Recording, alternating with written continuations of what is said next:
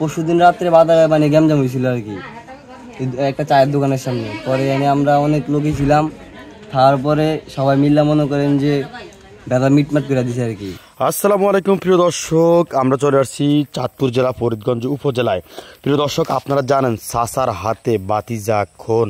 প্রিয় দর্শক, এমন একটি ঘটনা ঘটে গেল, সেই ঘটনার স্থলে আমরা চলে আসলাম। দেখতে পাচ্ছেন হাজার হাজার মানুষ। এই যে বৃদ্ধ মহিলাটি, ইনি হচ্ছেন ছেলের দাদি, অর্থাৎ যিনি মেরেছেন তার মা।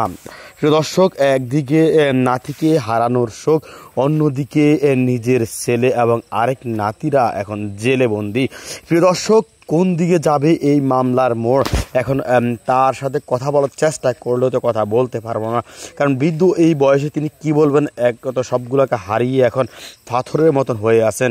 তাই দর্শক, সবাইকে অনুরোধ করব ভিডিওগুলো শেয়ার করার জন্য।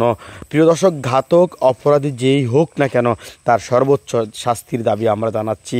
প্রিয় দর্শক, আপনারা জানেন বাবু একজন প্রবাস ফেরত মাত্র 25 দিনের জন্য দেশে আসলেন, কিন্তু দেশে আসার পরে সে না ফেরার দেশে চলে গেছেন। প্রিয় দর্শক, আমরা এখন এখানকার মানুষগুলোর সাথে দুই একটি কথা বলার চেষ্টা করব, তাই আপনাদেরকে অনুরোধ করব ভিডিওগুলো শেয়ার করার জন্য।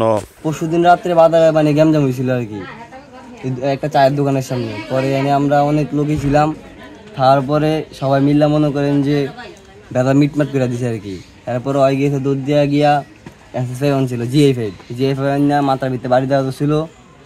পরে সবাই মিলে ধরে কি ওরা পাড়াই দিছে ওই দিকে, দেওয়ার পরে আপাতত এনে কি মিটমাট হয়ে গেছে।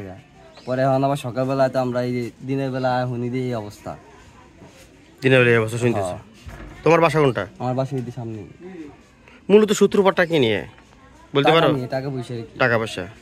দর্শক, চাচা হলো বাপের মতন, যদি ওই চাচা হয় আজরাইল, আসলে এটা কখনো কি মেনে নেওয়া যায়? দর্শক, ঘটনাগুলো চাঁদপুর জেলা ফরিদগঞ্জ উপজেলা। এটা কত নম্বর ইউনিয়ন? 4 নং ইউনিয়ন। কত নম্বর ওয়ার্ড? 3 নং ওয়ার্ড। কি বাড়ি?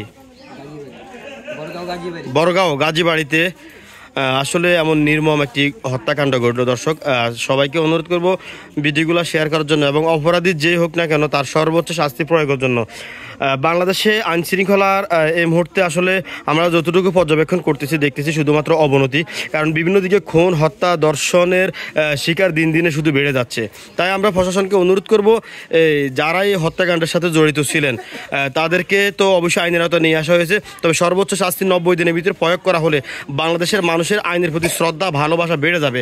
এখানে আসার পর আমরা যতটুকু দেখতে পেলাম, আসলে প্রতিটি মানুষ একটা কথাই বলতেছে, যে অপরাধী তার কোনো পরিচয় না, তার একটাই পরিচয়, সে অপরাধী, তার সর্বোচ্চ শাস্তি হওয়া উচিত। আপনাদের বাসা কোন দিকে?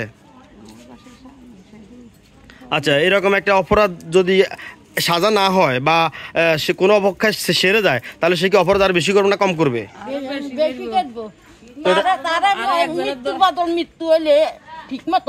ঠিক মতো হয়।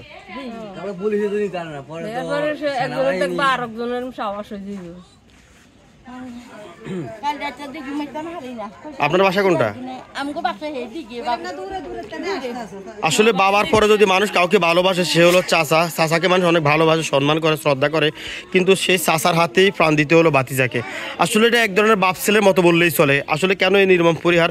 আমরা প্রশাসন এবং বাংলাদেশের দায়িত্বরত যারা আছেন সরকারের, তাদের কাছে অনুরোধ একটাই করবো যে যারা অপরাধী হোক তাদের সর্বোচ্চ শাস্তি প্রয়োগের জন্য।